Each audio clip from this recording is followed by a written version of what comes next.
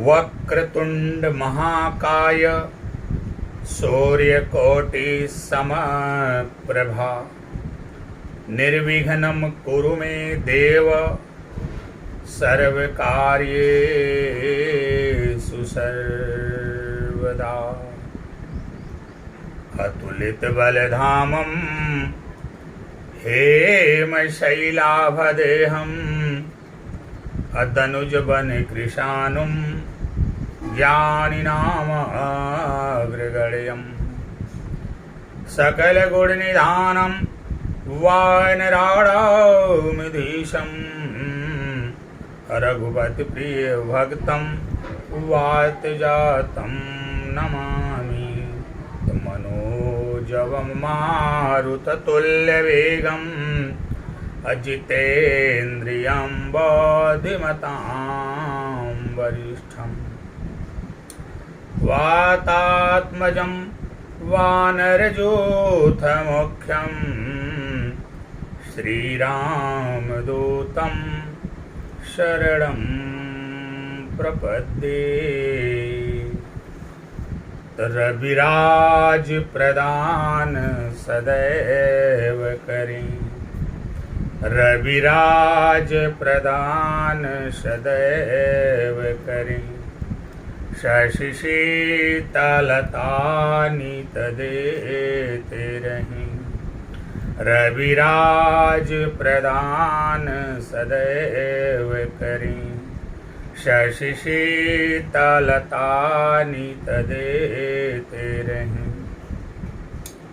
क्षितिनांदन नंदन का सुख दें, क्षितिनांदन नंदन का सुख दें।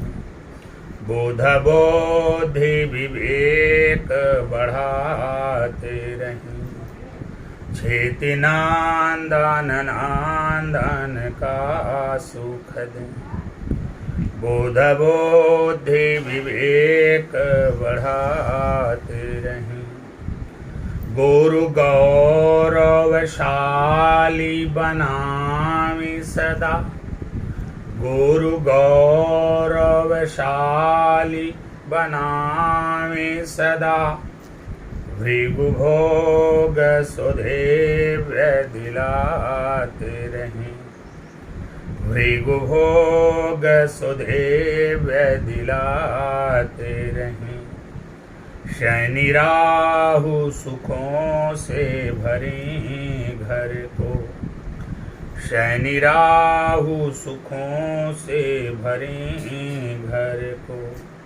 और केतु ध्वजा फहराते रहें, और केतु ध्वजा फहराते रहें। हरि ब्रह्मा महेश सुरेश सदा, हरि ब्रह्मा महेश सुरेश सदा। नित मंगल काज कराते रहें, हरि ब्रह्मा महेश सुरेश सदा। नित मंगल काज कराते रहें। शनि राहु सुखों से भरे घर को, शनि राहु सुखों से भरे घर को। और केतु ध्वजा फहराते रहें। नमस्कार। दिव्य ज्योतिष परामर्श केंद्र में आप सभी लोगों का एक बार फिर से स्वागत है।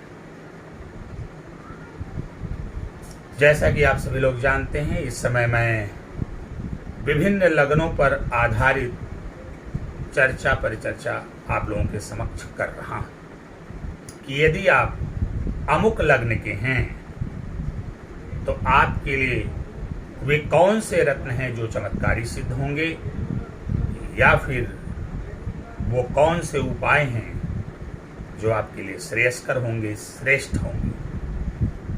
इस कड़ी में अभी तक हमने कुल 10 लग्नों की चर्चा किया है, जिसमें सबसे पहले हमने मेष लग्न की चर्चा किया, वृषभ लग्न की चर्चा किया, मिथुन लग्न की चर्चा किया, कर्क लग्न, सिंह लग्न, कन्या लग्न, तुला लग्न, वृश्चिक लग्न, धनु लग्न और मकर लग्न तक की चर्चा हमने आप सभी के समक्ष कर लिया है कि यदि आप इन 10 लग्नों में से किसी एक लग्न के हैं तो फिर आपके लिए कौन सा रत्न श्रेयस्कर है, कौन सा रत्न चमत्कारी है, कौन सा रत्न श्रेष्ठ होगा,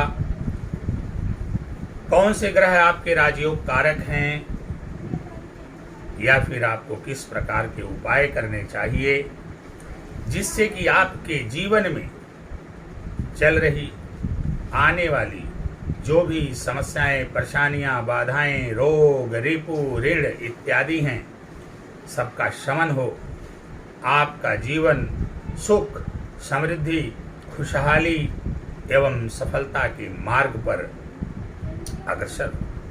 आशा करते हैं कि आप सभी लोगों ने हमारे उन वीडियोस को देखा होगा और देख करके आप उससे अवश्य ही लाभान्वित हो रहे होंगे। इससे पहले कि हम अपनी चर्चा आगे बढ़ाएं, आपसे हमारा एक निवेदन है कि यदि आप अभी नए हैं, आपने अभी तक हमारे चैनल को सब्सक्राइब नहीं किया है, तो आप चैनल को सब्सक्राइब कर लें और बेल आइकॉन का बटन अवश्य दबाएं ताकि इसी प्रकार के लाभप्रद वीडियोस जो हम बना रहे हैं वो आपके यहाँ तक पहुँचे और आपसे मिस ना हो और आप उन्हें जरूर सुनें और उससे लाभान्वित हों। साथ ही साथ हम चाहते हैं कि आप अपने दोस्तों, मित्रों, परिवारजनों, रिश्तेदार जनों से भी हमारे चैनल को सब्सक्राइब करवाएं, बेल आइकन का बटन भी दबाएं और साथ में ही हमारे वीडियोस को देखने के बाद आप लाइक करें, कमेंट करें और वीडियोस को शेयर करें ताकि हमारी वीडियो ज़्यादा से ज़्यादा लोगों तक पहुंच सकें। आपका तो कल्याण हो, आपका भला हो, उन लोगों का भी भला हो जो आपके दोस्त हैं, मित्र हैं, यार हैं, सगे संबंधी हैं, परिवार हैं, रिश्तेदार हैं, उनका भी भला हो। इसके लिए आपको वीडियो पर लाइक, कमेंट और शेयर करना परम आवश्यक है। तो जैसा कि मित्रों हमने चर्चा किया कि अभी तक हमने 10 लग्नों के संदर्भ में चर्चा किया है, मेष से लेकर के मकर लग्न। आज हम आपके बीच आए हुए हैं कुंभ लग्न के विषय में चर्चा करने कि कुंभ लग्न में हमारे लिए कौन सा ग्रह राजयोग कारक है, हमें कौन से रत्न धारण करने हैं या फिर किन ग्रहों के हमें उपाय करने हैं।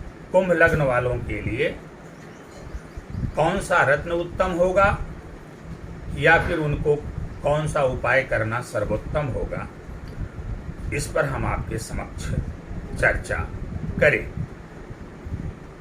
इससे पहले कि हम अपनी इस चर्चा को आगे बढ़ाएं, हमारे मन में बार बार एक ख्याल रहता है कि हम आपको सबसे पहले ये बताने का प्रयास कर लें कि आप स्वयं से ये जान पाएं कि आपकी कुंडली किस लग्न की है, आप किस लग्न के व्यक्ति। मित्रों, जब हम चार्ट तैयार करते हैं, जब हम कुंडली का निर्माण करते हैं, तो जैसा कि आपको पता है उसमें कुल 12 खाने बनाए जाते हैं जिन्हें हम भाव भी कहते हैं और घर भी कहते हैं। वो 12 खानों का निर्माण किया जाता है। वो 12 भाव भी कहे जाते हैं और 12 घर भी कहे जाते हैं। कुल 9 ग्रह होते हैं और उन 9 ग्रहों को उन 12 घरों में अलग अलग स्थान प्राप्त होता है, जिसके आधार पर ज्योतिषीय गणनाएं और प्रिडिक्शन किया जाता है। तो सबसे पहले हमारे और आपके लिए ये जानना परम आवश्यक है कि हमारे लिए हमारी जो लग्न है वो कौन सी है। तो जब हम कुंडली का निर्माण करते हैं, चार्ट तैयार करते हैं, तो चार्ट में कुल 12 खाने बनाए जाते हैं। उनमें जो पहला खाना होता है, यानी जो पहला भाव होता है, जो पहला घर होता है, उसे हम लग्न कहते हैं। आशा है आप समझ गए होंगे लग्न किसे कहते हैं। प्रथम भाव को लग्न कहा जाता है। अब प्रथम भाव में जो राशि पड़ी होती है वही आपके लग्न का निर्धारण करती है। तो चूंकि बात कुंभ लग्न की हो रही है, तो आप देखेंगे जो प्रथम भाव होगा उसमें जो है कुंभ राशि, 11 राशियों के क्रम में 11वें नंबर की राशि कुंभ राशि पाई जाएगी। अगर आपके पहले खाने में 11 नंबर लिखा हुआ है तो आप मान कर के चलिए कि आप कुंभ लग्न के व्यक्ति हैं। आशा करते हैं आप लग्न के बारे में समझ गए होंगे। तो जैसे ही आप लग्न के बारे में समझ गए, वैसे ही लग्नेश के बारे में भी समझना आपके लिए परम आवश्यक होता है। लग्नेश अब पहले खाने में जो राशि पड़ी हुई है, पहले घर में जो राशि पड़ी है, उसका जो राशिश है वही आपका लग्नेश होगा। तो आप देखेंगे कि आपके कुंडली के प्रथम भाव में, चूंकि आप कुंभ लग्न के हैं, तो इसलिए आपकी कुंडली के प्रथम भाव में लग्न में कुंभ राशि होगी और कुंभ राशि 11वें नंबर की राशि कुंभ राशि होगी। और कुंभ राशि के जो स्वामी हैं, जो राशिश हैं, वो न्याय के देवता महाराज शनि देव जी। इसलिए आपके लग्नेश यहाँ पर शनि देव बनते हैं। आशा करते हैं कि आप लग्न और लग्नेश दोनों के बारे में अच्छे से समझ गए हैं। यदि आप कुंभ लग्न के हैं तो आपके लग्नेश शनि देव। बात जब रत्नों की जाती है कि हमें कौन सा रत्न धारण करना है,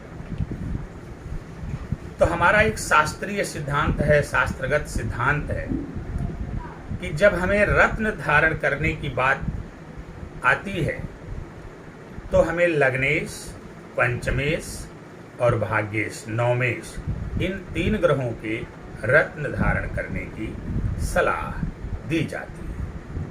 क्योंकि ये जो तीनों भाव हैं ये आपके लिए बड़े ही महत्वपूर्ण हैं। इनके जो स्वामी होते हैं वही आपके लिए परम राजयोग कारक ग्रह होते हैं, कारक ग्रह होते हैं। इन्हीं के आधार पर ही कुंडली चलती है, आपका जीवन चलता है। अब सवाल ये उठता है कि लग्नेश, पंचमेश और भाग्येश को इतना महत्व क्यों दिया जाता है। वैसे देखिए, कुंडली के जितने भी भाव हैं सबका अपना कुछ न कुछ महत्व है। हम भले चर्चा पर चर्चा के दौरान कह देते हैं ये बुरा भाव है, ये अच्छा भाव है, वह तो एक सैद्धांतिक बात हो जाती है। लेकिन व्यवहारिक दृष्टिकोण से अगर देखा जाए तो कुंडली का कोई भी भाव अर्थहीन नहीं है। अगर छठा भाव संघर्ष को दिखाता है तो आप तो जानते हैं कि संघर्ष के बाद ही सफलता की प्राप्ति होती। इसी प्रकार 8वां भाव है, ब्रह्मा भाव है। इन सब चर्चाएं होंगी, अभी उस पर हम चर्चा चूंकि कर नहीं रहे हैं इसलिए लंबी चर्चा होगी।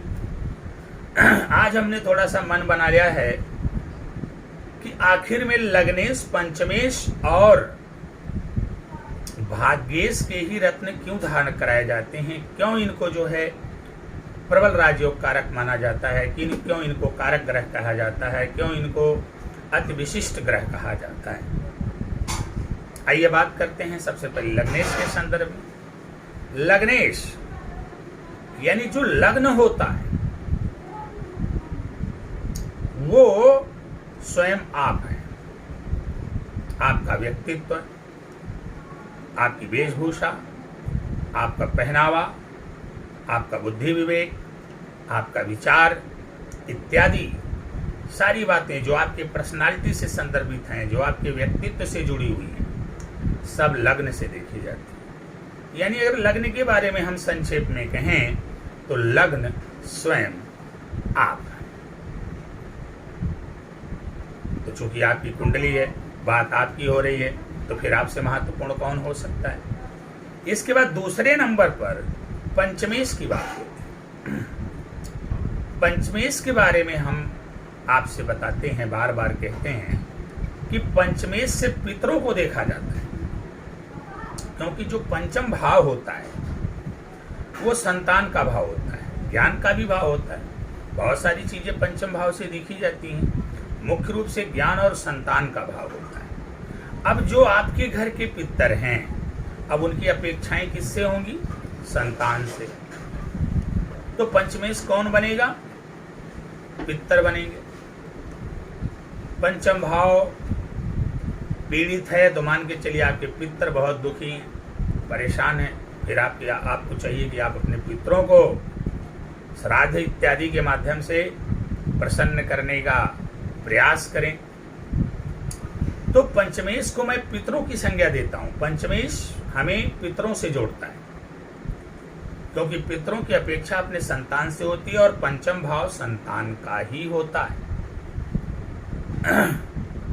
इसके बाद जब हम बात भाग्येश की करते हैं तो भाग्येश नवमेश होता है, यानी नवें घर में जो राशि होती है उस राशि का जो स्वामी होता है वो भाग्येश होता है। और भाग्येश को हमने देवताओं से जोड़कर रखा हुआ है, भगवान से, ईश्वर से।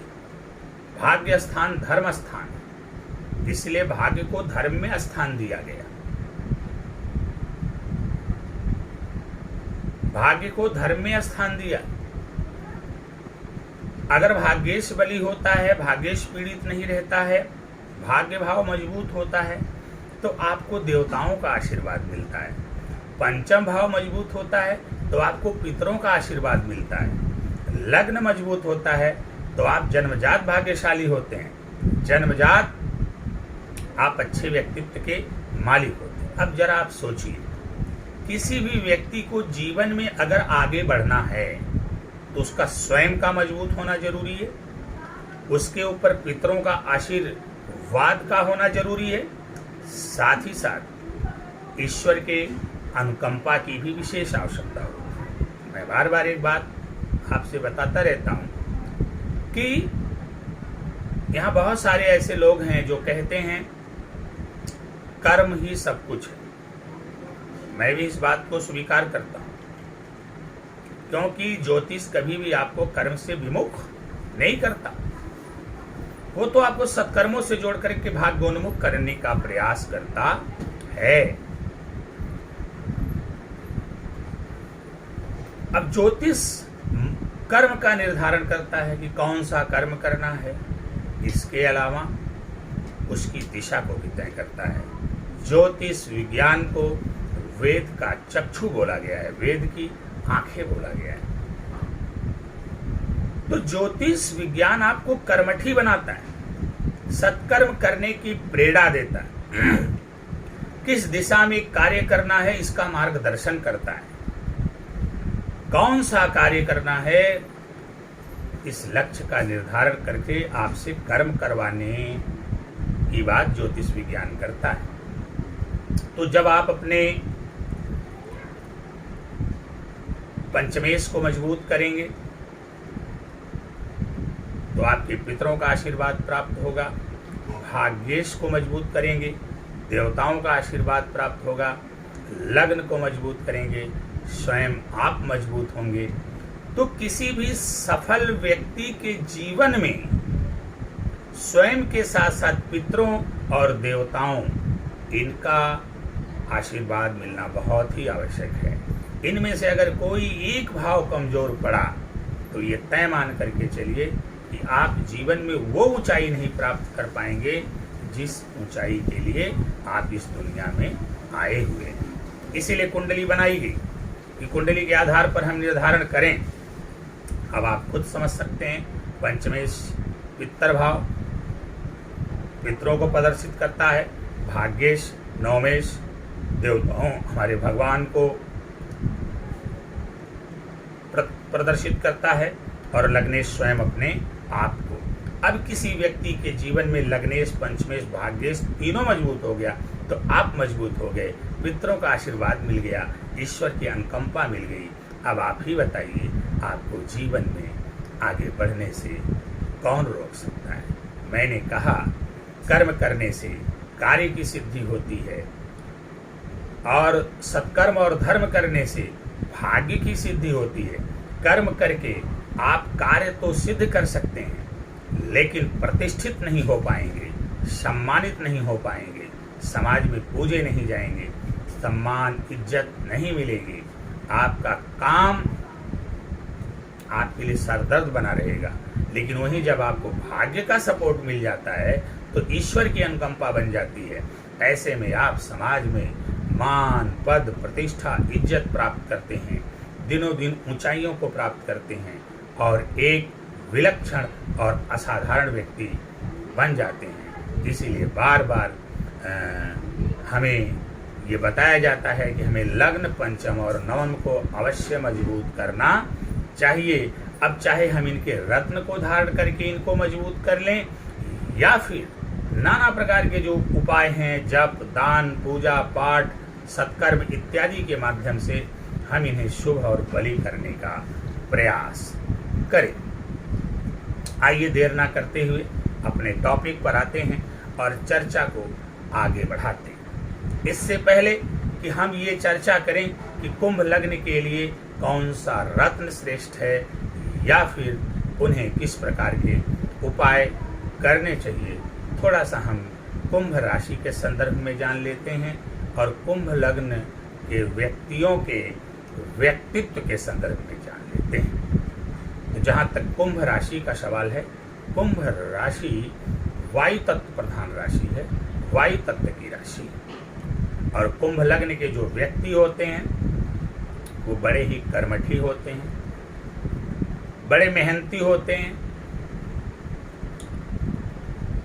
और बहुत ही आध्यात्मिक भी होते हैं, बहुत धार्मिक भी होते हैं। कर्म पर इनको बहुत ज़्यादा विश्वास रहता है, बड़े मेधावी होते हैं, काम को बहुत ही सलीके से करने की इनकी प्रवृत्ति होती है। ये धार्मिक स्वभाव के होते हैं, साधु स्वभाव के होते हैं, और ये आध्यात्मिक भी होते हैं। इनका व्यक्तित्व बड़ा शानदार होता है, तो कोई भी बात हवा में नहीं करते, बात को काफी नाप तौल के करते हैं। अंतर्मुखी होते हैं, अपने मन की बात जल्दी किसी को बताते नहीं हैं। इनके अंतर मन में क्या चल रहा है इनके सिवा कौन जान सकता है। ये बड़े गुप्त रहस्यों वाले होते हैं, लेकिन वहीं पर अगर देखा जाए तो इनके अंदर थोड़ा सा अहंकार भी होता है, थोड़ी सी कुटिलता भी होती है। और दूसरी बात, इनका वैवाहिक जीवन बहुत डिस्टर्ब रहता है। ये अपनी युवावस्था में बहुत संघर्ष करते हैं।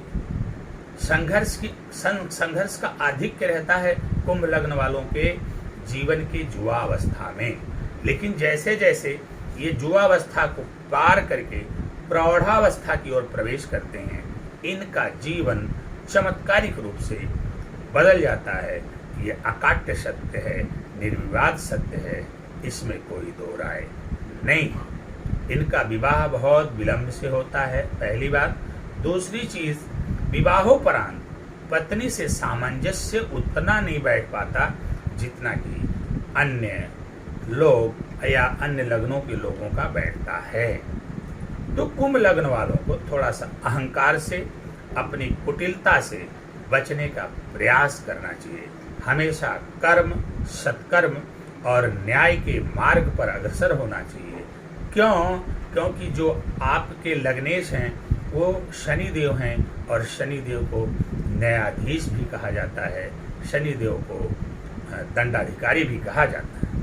शनिदेव जी के बारे में एक बात और कही जाती है कि शनि के लिए लाख जप दान पूजा पाठ इत्यादि आप कर लो, लेकिन अगर आप कर्म से विमुख हो, सत्कर्म नहीं करते हो, तो फिर शनिदेव आपके ऊपर कभी प्रसन्न होने वाले नहीं हैं। तो अगर आप शनिदेव को प्रसन्न करना चाहते हैं, शनि की कृपा प्राप्त करना चाहते हैं, तो आपको जीवन में कर्मठी कर्मोन्मुख बनना पड़ेगा, अपने आप को सत्कर्मों से जोड़ना पड़ेगा। और सबसे बड़ी बात, एक बात और बता दें, कुंभ लग्न वालों के लिए नियमित रूप से ईश्वर की उपासना करना नितांत आवश्यक है।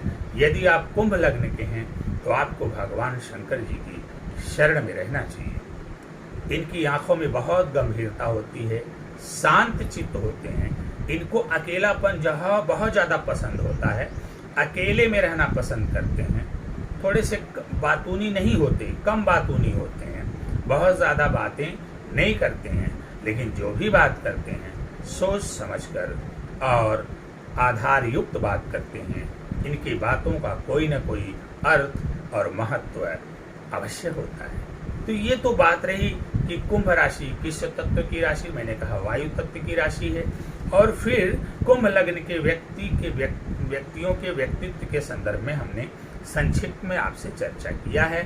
भविष्य में हम इस पर लंबा वीडियो बनाएंगे और केवल व्यक्तित्व के विषय में ही चर्चाएं आपसे की जाएंगी। एक बार पुनः आपसे ये कहते हुए कि आप सभी लोग हमारे चैनल को अधिक से अधिक सब्सक्राइब करें, बेल आइकन का बटन दबाएं, हमारे वीडियोस को लाइक करें, शेयर करें, कमेंट करें, ताकि आपके साथ साथ और भी लोग जो आपके अपने हैं या पराये भी हैं तो भी अपने हैं, वो भी इस सुविधा का लाभ ले सकें। मेरे द्वारा बताए हुए सलाह को स्वीकार करके अपने जीवन में चल रही आने वाली सभी समस्याओं, परेशानियों, बाधाओं, रोग, रेपो, ऋण इत्यादि से छुटकारा पा सकें और अपने जीवन में सुख, समृद्धि एवं खुशहाली के साथ साथ संपन्नता भी ला सकें तथा सफलता के मार्ग प्रशस्त हो सके। मित्रों, जैसा कि एक बात मैं बार बार कहता हूं कि लग्न कोई भी हो, लग्न और लग्नेश का बलि होना जरूरी होता है। लग्नेश के संदर्भ में हमने कहा कि लग्नेश कुंडली का मुखिया होता है, कुंडली का स्वामी होता है, कुंडली का राजा होता है। हमने तो यहाँ तक कह दिया कि लग्नेश कुंडली का इंजन होता है जो कुंडली को चलाने का कार्य करता है। यानी पूरी कुंडली का दारोमदार लग्नेश के ऊपर होता है। जैसे एक परिवार में एक मुखिया होता है, जरूरी नहीं कि मुखिया बहुत पावरफुल हो, जरूरी नहीं कि मुखिया सबसे ज्यादा कमाने वाला हो, लेकिन घर में जो श्रेष्ठ व्यक्ति होता है, बड़ा व्यक्ति होता है, सज्जन व्यक्ति होता है, ईमानदार व्यक्ति होता है, उसे हम अपना मुखिया बना लेते हैं। और फिर उसके प्रति घर के जितने भी सदस्य, चाहे वो कम पैसा कमाते हो, चाहे वो ज्यादा पैसा कमाते हो, सब लोग उसके प्रति उत्तरदायी होते हैं और उससे पूछ करके ही कोई काम करते हैं। उसकी इच्छा के विरुद्ध कोई कार्य नहीं करते। वहीं पर अगर मुखिया भी अगर बलवान हो, मजबूत हो, ताकतवर हो, हर प्रकार से संपन्न हो, तो ये मान करके चलिए परिवार का कोई भी सदस्य मुखिया के विरुद्ध नहीं जा सकता। ठीक उसी प्रकार कुंडली में लग्नेश की स्थिति होती है। यदि लग्नेश शुभ हैं, बलवान हैं, तो कुंडली में ग्रहों की कितनी भी खराब स्थितियां हों, लेकिन लग्नेश के आगे सबको नतमस्तक होना पड़ता है और लग्नेश की इच्छा अनुसार ही कार्य करना पड़ता है। इसलिए लग्न और लग्नेश दोनों का मजबूत होना आवश्यक है। तो जैसा कि मैंने प्रारंभ में आपसे कहा कि बात अगर कुंभ लग्न की जाए तो यहाँ पर लग्नेश बनते हैं महाराज शनिदेव। अब शनिदेव की दो राशियां हैं, एक कुंभ राशि है, दूसरी इनकी मकर राशि। मकर राशि इनके 12वें भाव में पड़ती है और कुंभ राशि इनके पहले भाव अर्थात लग्न में पड़ती है। तो अब यहाँ पर लग्नेश शनि के बारे में अगर हम फल कथन करेंगे तो यहाँ पर मिश्रित फल कथन करना हमारी व्यवस्था होगी, क्योंकि लग्नेश एक तरफ जहाँ शुभ भाव के स्वामी हैं लग्न के स्वामी हैं, आपके लग्नेश हैं, वहीं दूसरी तरफ द्वादशेश भी है, व्यय भाव के भी स्वामी। ऐसी स्थिति में अब इनका जब फल हमको मिलेगा तो अधिकांश फल तो हमें शुभ मिलेंगे, अच्छे मिलेंगे, लेकिन कुछ फल हमें बुरे भी प्राप्त हो सकते हैं, क्योंकि ये बुरे भाव ब्राह्मणी घर के भी स्वामी हैं, व्ययेश हैं, तो कुछ बुरा फल भी प्रदान करेंगे, इसमें कोई दो राय नहीं है। लेकिन अधिकांशतः ये आपको अच्छा फल ही प्रदान करने वाले हैं। वैसे मैंने राजयोग कारक ग्रहों के बारे में एक बात कही है कि अगर कोई कुंडली का राजयोग कारक ग्रह है, भले ही बुरे भाव में फंस गया है, वो परेशान रहेगा, दिक्कत में रहेगा, लेकिन आपके लिए कभी बुरा नहीं सोचेगा। जैसे घर का व्यक्ति जो अच्छा होता है, वो कितना ही पीड़ित क्यों न हो, सबके बारे में उसके मुंह से आशीर्वाद ही निकलता है और सबके बारे में अच्छा ही करने और अच्छा ही सोचने का प्रयास करता है। तो उसी प्रकार लग्नेश मुखिया होता है, वह भी ऐसा ही सोचता है और ऐसा ही करना चाहता है। लेकिन फिर भी कुछ असंगतियां, कुसंगतियां, विसंगतियां ऐसी होती हैं कि अगर बुरे भाव के स्वामी हो गए हैं तो कुछ न कुछ तो वो उनके ऊपर असर पड़ ही जाता है। वैसे बुरे भाव के स्वामी हों या बुरे भाव में बैठ जाएं आपके योग कारक ग्रह, तो वहां पर आपको वो बुरा फल ना दे करके उस घर से संबंधित, बुरे भाव से संबंधित जो भी समस्या है उसके ही समाधान में अपनी ऊर्जा का क्षय करते हैं। ऐसे में वो कमजोर पड़ जाते हैं, निर्बल पड़ जाते हैं। इसलिए कहा जाता है कि इनको शुभ, बली एवं मजबूत करना परम आवश्यक है। तो कुंभ लग्न में लग्नेश हैं शनि, द्वादशेश भी हैं। अब यहाँ पर अगर इनके रत्नों को धारण करने की बात की जाए तो थोड़ा हमें शनिदेव की स्थिति को देखना होगा कि यदि शनिदेव शुभ भाव में स्थित है, अस्त, मृत और वृद्ध नहीं है, पूर्ण बलाबल के साथ हैं, शुभ भाव में स्थित है,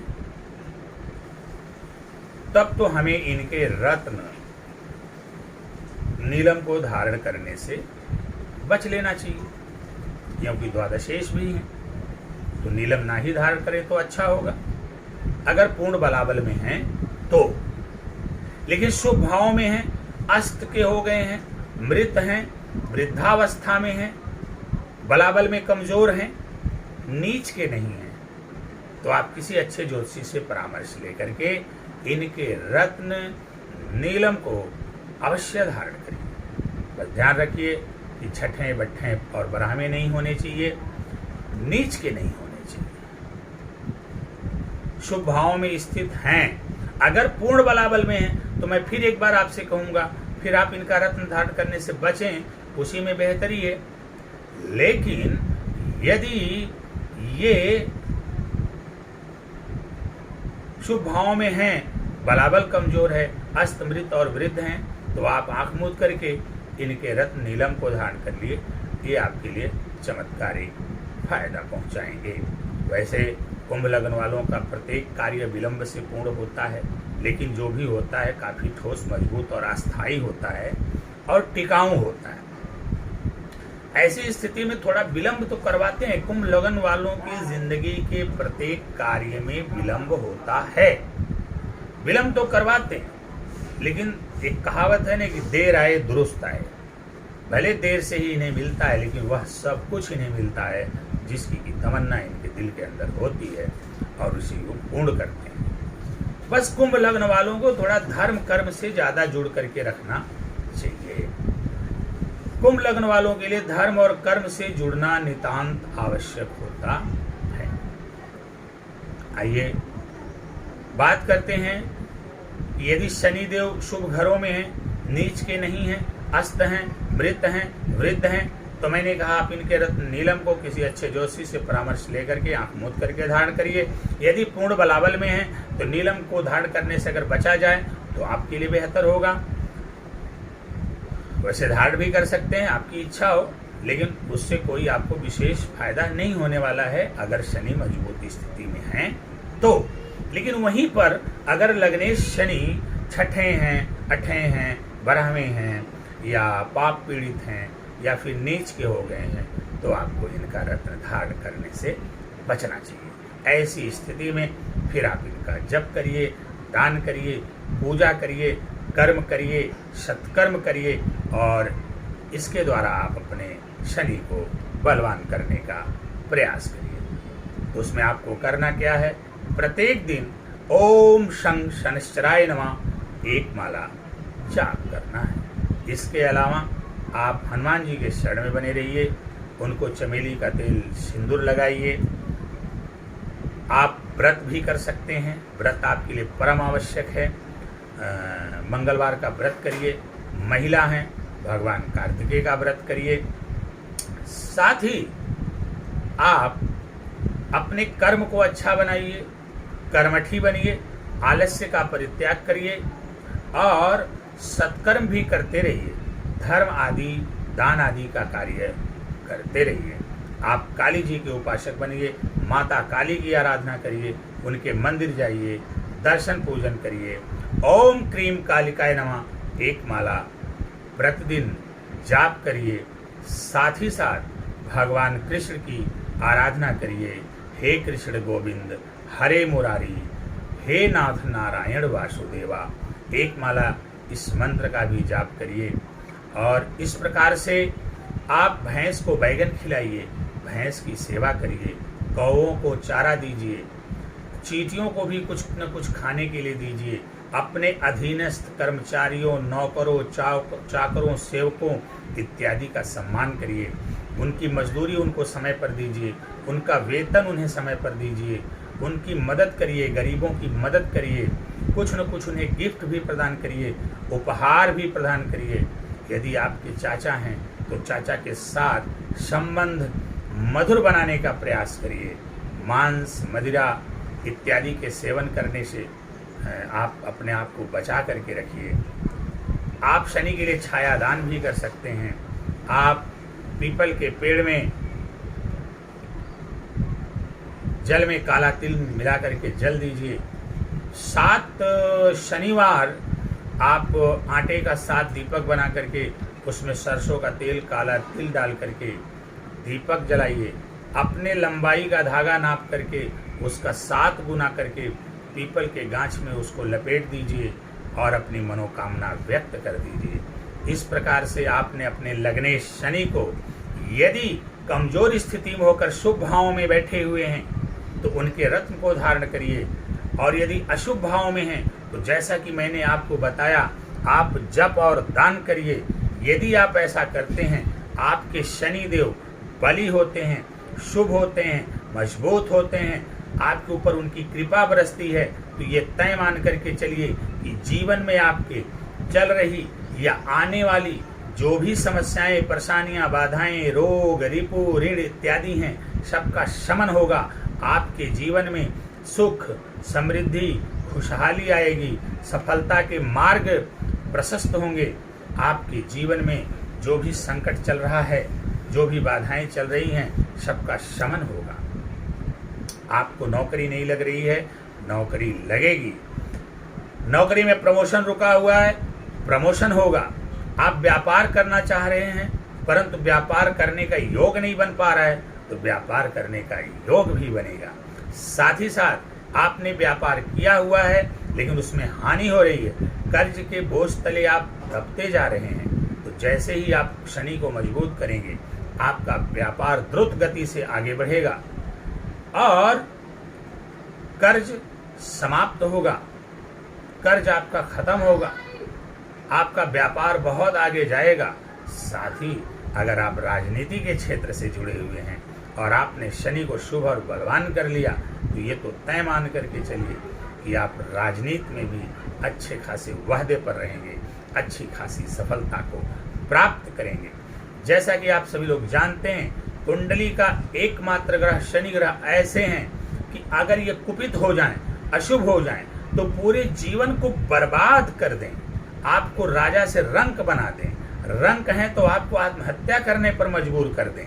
लेकिन वहीं यदि आपने शनि को शुभ और बलवान कर लिया, चाहे उनके रत्नों के द्वारा या फिर उनके उपायों के द्वारा, तो ये आपको रंक से राजा बनाने की क्षमता रखते हैं। आपको जीवन में वह सब कुछ देंगे जिसकी कि आपने कभी अपेक्षा भी नहीं किया होगा। साथ ही आपको ये भी बता दें, कुंभ लग्न वालों को थोड़ा धैर्य रखना चाहिए। क्यों? क्योंकि आप कुंभ लग्न के हैं, आपके लग्नेश ही शनि है। शनि की चाल थोड़ी धीमी है, इसलिए जीवन में धीमी गति से जो कुछ भी आपको मिलता है धीमी गति से मिलता है। तब नहीं मिलता जब आप चाहते हैं, लेकिन मिलता जरूर है, ये तय मान करके चलिए। एक न एक दिन आपको मिलेगा, बस छप्पर फाड़ कर देंगे ये शनि। बस आप शनि को मजबूत करने का, शुभ करने का और बलवान करने का प्रयास करिए। ये वो ग्रह हैं जो आपको फर्श से अर्श पर लेकर जा सकते हैं, जो आपको धरती से आसमान की बुलंदी तक लेकर के जा सकते हैं। इसलिए आप अपने लग्नेश शनि को शुभ और बलवान करने का प्रयास अवश्य करें। तो मित्रों, इस प्रकार जैसा मैंने आपको बताया, यदि आपने मेरी बातों को सुन करके, मेरी बातों का अक्षरशः पालन करते हुए, मेरी बातों का अनुसरण करते हुए अपने जीवन में, अपनी कुंडली में आपने शनि ग्रह को शुभ और बलवान कर लिया, तो ये तो तय मान करके चलिए कि आपके जीवन में चल रही आने वाली जो भी समस्या, परेशानी, बाधा, रोग, रेपो, ऋण हैं, सबका शमन होगा। आपका जीवन सुख, समृद्धि, खुशहाली एवं सफलता के मार्ग पर अग्रसर होगा। पुत्र सुख, संतान सुख की प्राप्ति होगी। वैवाहिक जीवन आपका सुखमय हो जाएगा। आपके शत्रुओं का शमन होगा। आपका बिजनेस, व्यापार आगे बढ़ेगा। नौकरी के योग बनेंगे, विवाह के भी योग बनेंगे। साथ ही साथ आपका जीवन सुखी, संपन्न एवं खुशहाल हो जाएगा। तो आशा करते हैं कि आप हमारी इन बातों का श्रवण करने के बाद, यदि आप कुंभ लग्न के हैं, तो सबसे पहले शनि को शुभ और बलवान करने का प्रयास करेंगे। आइए इस क्रम में अब अगली चर्चा हम करते हैं पंचमेश की। जैसा कि हमने प्रारंभ में ही आपको बताया कि पंचमेश, लग्नेश, पंचमेश और भाग्येश यानी नवमेश का रत्न हमें धारण करने की सलाह दी जाती। तो अगर हम बात करें आपके पंचमेश की, तो आपके पंचमेश यहां पर बनते हैं बुधदेव। आपके पंचमेश बुधदेव हैं, क्योंकि पंचम भाव में इनकी मिथुन राशि होती है और मिथुन राशि के स्वामी बुध हैं। तो आपके पंचमेश कौन हो गए? बुध हो गए। अब इनकी बुध की एक राशि और है, कन्या राशि, और वो कन्या राशि पड़ती है अष्टम भाव, और अष्टम भाव में पड़ती है। कन्या राशि अष्टम भाव में पड़ती है। तो इस प्रकार बुध देव भी यहाँ पर एक तरफ त्रिकोण के मालिक हैं, पंचम के मालिक हैं, बहुत ही शुभ हैं, लेकिन वहीं दूसरी तरफ अष्टम के भी स्वामी बनते हैं बुध देव। अब ऐसी स्थिति में अगर इनके भी फल कथन की बातें की जाएंगी तो मिश्रित फल कथन होगा। ये ज्यादा से ज्यादा फल तो अच्छा देंगे, लेकिन कुछ बुरा फल भी देंगे, क्योंकि एक तरफ पंचमेश हैं, वहीं दूसरी तरफ अष्टमेश भी हैं। तो कुछ अष्टम भाव के भी फल आपको प्रदान करेंगे। लेकिन चूंकि योग कारक ग्रह हैं, तो मैंने बार बार योग कारक ग्रह के संदर्भ में कहा है कि इनको शुभ और बलवान अवश्य करना चाहिए। इनको जो है ऐसे ही नहीं छोड़ना चाहिए। इनका उपाय हमें निरंतर करते रहने का प्रयास करना चाहिए। चूंकि बात हमने पंचमेश से पितरों की किया था, तो अब यहाँ पर सवाल है कि जब आप बुध ग्रह को मजबूत करेंगे, बुध ग्रह को शुभ करेंगे, तो आपको पितरों का सहयोग प्राप्त होगा, उनका आशीर्वाद प्राप्त होगा, उनकी आत्मा को शांति प्राप्त होगी। अब आपको ये देखना है कि पंचम भाव संतान का भाव है, ज्ञान का भाव है, वहीं जो अष्टम भाव है वो अचानक होने वाली घटनाओं का भाव है। वो एक गुप्त भाव है, बड़ा ही रहस्यात्मक भाव है। इसके रहस्य को ढूंढने में दुनिया लगी हुई है कि कितना रहस्यमयी है अचानक से होने वाली दुर्घटनाओं का। या ऐसा नहीं है कि अष्टवें भाव से केवल अचानक से होने वाली दुर्घटनाएं ही होती हैं, एक्सीडेंट या मृत्यु का ही देखा जाता है। अष्टम भाव एक ऐसा भाव है, अगर वो जागृत हो जाए तो आपको जीवन में एक प्रकार से समझिए गड़ा हुआ खजाना दे सकता है। मतलब आपको चमत्कारिक रूप से समाज में प्रतिष्ठित और स्थापित कर सकता है। तो मैंने कहा चूंकि बुध देव एक तरफ त्रिकोण पंचम के मालिक हैं, वहीं दूसरी तरफ अष्टम भाव के मालिक हैं, तो ऐसी स्थिति में इनका जो फल कथन होगा वो मिश्रित फल कथन होगा। ज़्यादा से ज़्यादा अधिकांश फल इनके अच्छे मिलेंगे, कुछ अष्टम के फल, कुछ बुरे फल भी आपको प्राप्त हो सकते हैं। अब ऐसे में आपके लिए आवश्यक है तो आप किसी अच्छे ज्योतिषी के पास जाइए, बुध की स्थिति को देखिए, बुध की क्या स्थिति, किस घर में है, केंद्र में है, त्रिकोण में है, अगर शुभ भाव में है, अस्त हैं, मृत हैं, वृद्ध हैं, ऐसी किसी अवस्था में है, नीच के नहीं है, तो आप इनके रत्न पन्ना को अवश्य धारण करें, आंख मूंद करके धारण करें। यहाँ पर पन्ना आपके लिए लाभदायक होने जा रहा है। परंतु यदि बुध देव भले ही शुभ घरों में हैं, लेकिन पूर्ण बलाबल के साथ अस्त, मृत और वृद्ध नहीं है, तो कोई आवश्यक नहीं है कि आप इनके रत्न पन्ना को धारण करें। लेकिन वहीं पर यदि बुध देव पीड़ित हो गए, नीच के हो गए, छठे अठे बरामी में जो चले गए, तो ऐसे में मैं फिर इनके रत्न को धारण करने से आपको मना करूंगा और फिर मैं बोलूंगा कि अब आप इनके लिए उपाय करिए, जप करिए, दान करिए, पूजा करिए, पाठ करिए। अब आपको करना क्या है? देखिए, यहाँ पर ध्यान देना है कि जो पंचमेश बुध देव हैं, अगर वो पीड़ित होंगे तो आपके पितर बहुत दुखी होंगे। तो पितरों की प्रसन्नता के लिए बुध को शुभ और प्रसन्न करना बहुत जरूरी है, बलि करना भी जरूरी है।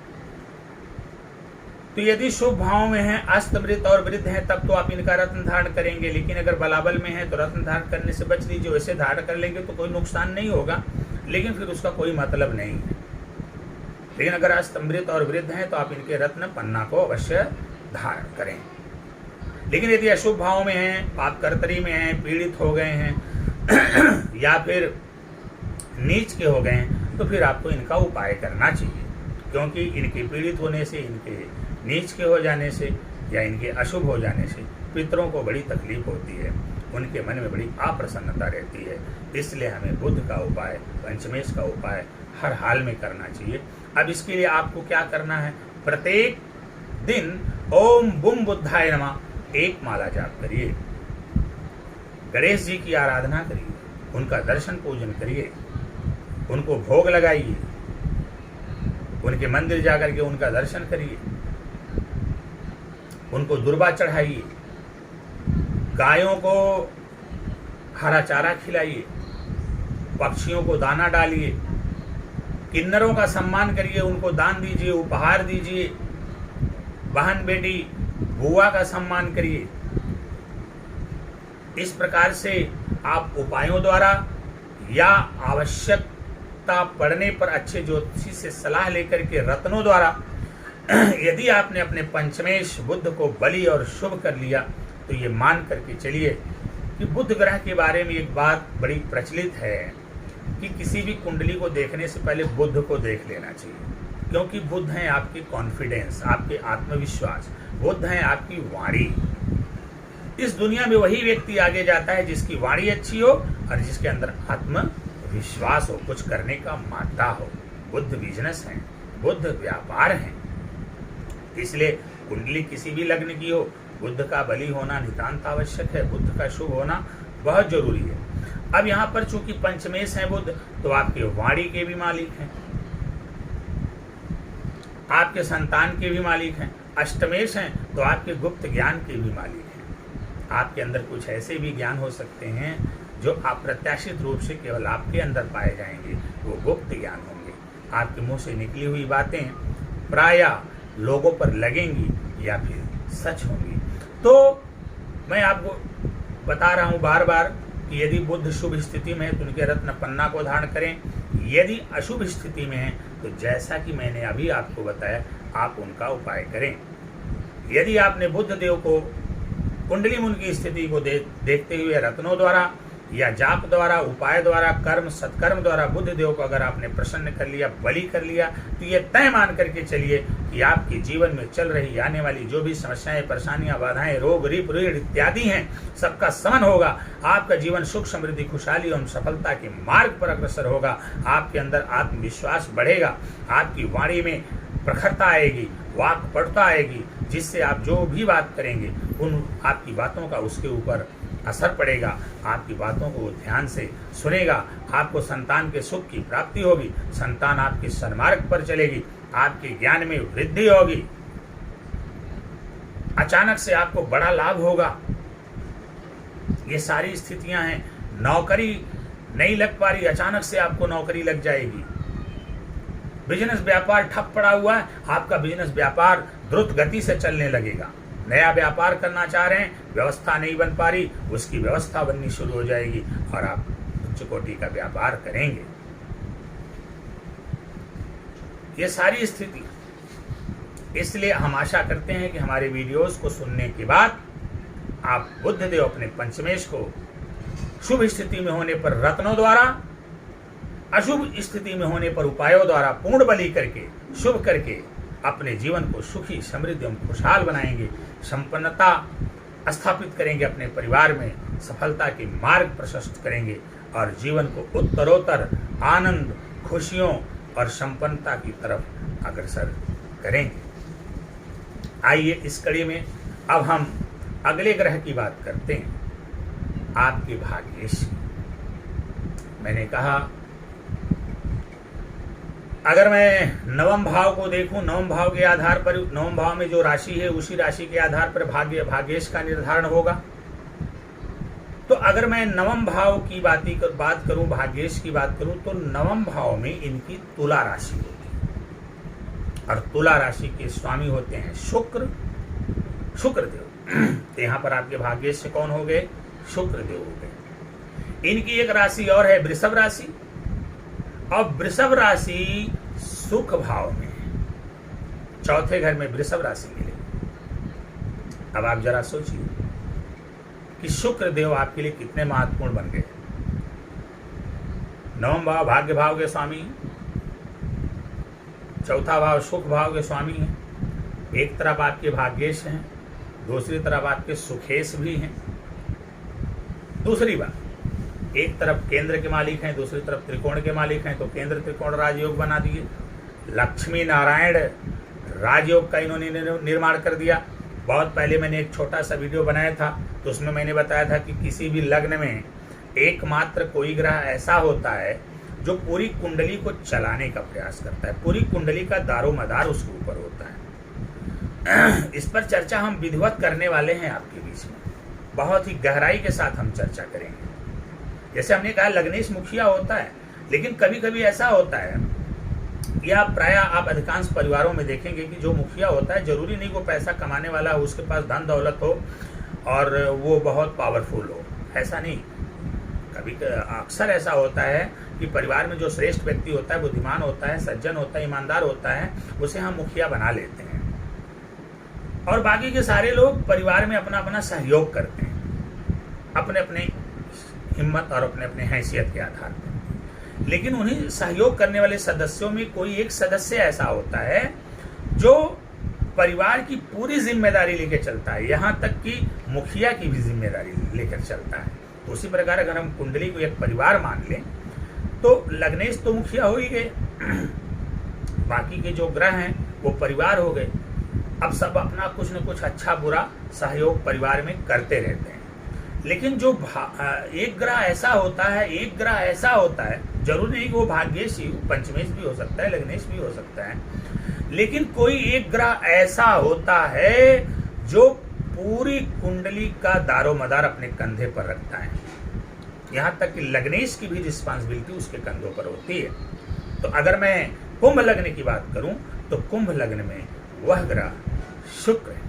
कुंभ लग्न के लिए सबसे शुभ, परम शुभ, अति योग कारक, राजयोग कारक, प्रबल राजयोग कारक अगर कोई ग्रह है तो शुक्र है। यदि आप कुंभ लग्न के हैं और आपकी कुंडली में शुक्र कमजोर हैं या पीड़ित हैं या अशुभ हैं, अस्त हैं, मृत हैं या नीच हैं और आपने शुक्र का उपाय नहीं किया है, तो ये मान करके चलिए आप अपने पैरों पर अपने ही हाथों से कुल्हाड़ी मारने का प्रयास कर रहे हैं। आप अपने जीवन को बर्बाद करने का प्रयास कर रहे हैं। आपने अगर आप कुंभ लग्न के हैं और शुक्र देव को आपने बली, मजबूत और शुभ नहीं किया है, तो यह एक ऐसी गलती और भूल आप करने जा रहे हो जिसके लिए जीवन में आपको पश्चाताप करना पड़ेगा। क्योंकि शुक्र भाग्येश होने के साथ साथ सुखेश भी हैं। और सबसे बड़ी बात कि कुंभ लग्न की कुंडली में प्रबल राजयोग कारक है। मैंने कहा भाग्येश बड़ा ही महत्वपूर्ण होता है, क्योंकि भाग्य का सीधा संबंध भगवान से होता है। भाग्येश के मजबूत होने का मतलब हो गया कि आपके ऊपर भगवान की कृपा बन गई। इसलिए भाग्येश को सदैव मजबूत, शुभ एवं बली करने का प्रयास करना चाहिए। और यहाँ पर आपके भाग्येश तो प्रबल राजयोग कारक हैं। ऐसी स्थिति में तो पूछना ही क्या है, आपके लिए तो बड़े ही महत्वपूर्ण हो जाते हैं। फिर अगर आज तक आपने शुक्र का उपाय नहीं किया है, तो ये मान के चलिए आप अपने जीवन को बर्बादी की तरफ लेके जा रहे हैं, जीवन को बर्बाद करने का प्रयास कर रहे हैं, जिसके लिए आपको बाद में पछताना पड़ सकता है। तो आप शुक्र को मजबूत करिए। अब कैसे क्या करना है, रत्न कब पहनना है, कब उपाय करना है, इस पर चर्चा कर लेते हैं। यदि शुक्र आपके भाग्येश और सुखेश होकर के केंद्र में हो, त्रिकोण में हो, छठे ठे बरहमी को छोड़ करके अन्य घरों में हो,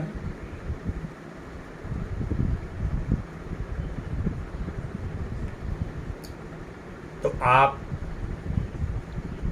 इनके रत्न को धारण करिए। अस्त हैं, मृत हैं, वृद्धावस्था में तो अनिवार्य रूप से धारण करिए। बलाबल में भी हैं लेकिन शुभ घरों में, तो भी आप इनके रत्न को धारण करिए। अब इनके रत्न में क्या है, आप हीरा धारण कर सकते हैं, आप ओपल धारण कर सकते हैं, अपनी क्षमता के अनुसार आप धारण कर लीजिए। लेकिन यदि बुरे भावों में है तो फिर आप इनके रत्न को धारण करने से बचें, इनका उपाय करें। अब इनके उपाय में आपको क्या करना है, ओम शुम शुक्राय नमः 1 माला जाप करना है।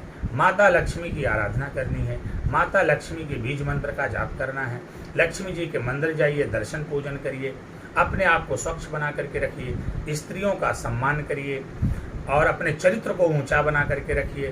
प्रतिदिन जल में दही डाल करके स्नान करिए। लक्ष्मी जी को खीर अर्पण करिए। गाय को खीर खिलाइए। ब्राह्मणों को खीर खिलाइए। विधवाओं का सम्मान करिए। तो इस प्रकार से यदि शुक्र देव का उपाय करते हुए आपने शुक्र देव को बलि कर लिया, पहली बार शुभ भाव में स्थित हैं, बलाबल में कमजोर हैं या मजबूत हैं, तो भी आपके लिए इनका रत्न, हीरा और ओपेल अति महत्वपूर्ण है। आपको हर हाल में धारण कर लेना चाहिए। लेकिन यदि बुरे भाव में हैं तो रत्न धारण करने से बचें, इनका उपाय करें। यदि आपने शुक्र का उपाय कर लिया, संपूर्ण रूप से आपने शुक्र को बलि कर लिया, तो ये तय मान कर चलिए शुक्र सुख सुविधाओं के कारक भी होते हैं और ऊपर से आपकी कुंडली में सुखेश भी हैं। दूसरी बात भाग्येश भी हैं, सुख भी मिलेगा, भाग्य का भी समर्थन मिलेगा। आपका जीवन सुख समृद्धि और खुशहाली से भर जाएगा। चमत्कारिक रूप से आप फर्श से अर्श पर चले जाएंगे, धरती से आसमान की बुलंदी को हासिल करेंगे। आपको प्रत्येक क्षेत्र में सफलता मिलेगी।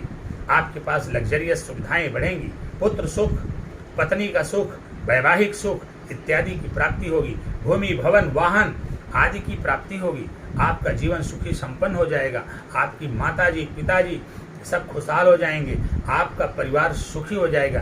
परिवार से रोग, रिप, ऋण इत्यादि का शमन होगा। परिवार में सुख, समृद्धि, खुशहाली एवं सफलता के मार्ग प्रशस्त होंगे। मित्रों, राजनीति के क्षेत्र में सफलता दिलवाएंगे आप, शोरूम के क्षेत्र में सफलता दिलवाएंगे आप।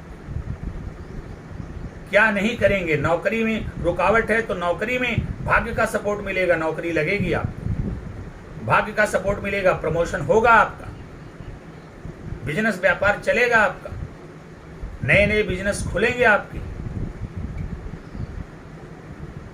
कर्ज जो आपके ऊपर चढ़ा हुआ है उससे मुक्ति मिल जाएगी आपको। आप धनाढ्य हो जाएंगे, महाधनी हो जाएंगे, बहुत ही सुखी और संपन्न हो जाएंगे।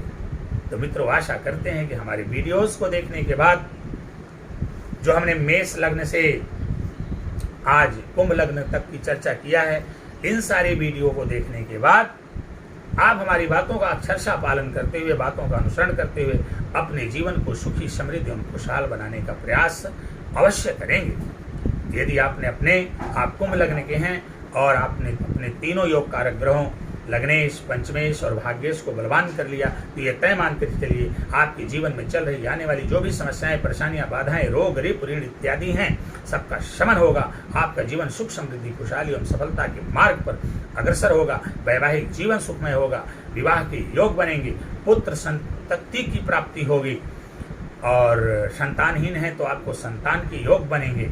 आपकी संतान सन्मार्ग पर चलेगी, घर में सुख सुविधाओं की वृद्धि होगी, आपका भाग्य प्रबल होगा, भगवान का सानिध्य मिलेगा, आप समाज में प्रतिष्ठित होते जाएंगे, पद, मान, प्रतिष्ठा इत्यादि आपको मिलेगी। तो आशा करते हैं कि आप हमारी बातों का श्रवण करके अपने लग्नेश, पंचमेश और भाग्येश, नवमेश आदि का उपाय जैसा कि मैंने बताया आवश्यकता पड़ने पर रत्नों द्वारा, अन्यथा उनके जप, दान, पूजा, पाठ, कर्म और सत्कर्म के द्वारा यदि आपने अपने ग्रहों को बलवान कर लिया तो ये तय मान कर चलिए 100% अकाट्य सत्य है। जीवन में आगे बढ़ने से आपको कोई रोक नहीं सकता। ये पत्थर पे लकीर है। प्रिय मित्रों,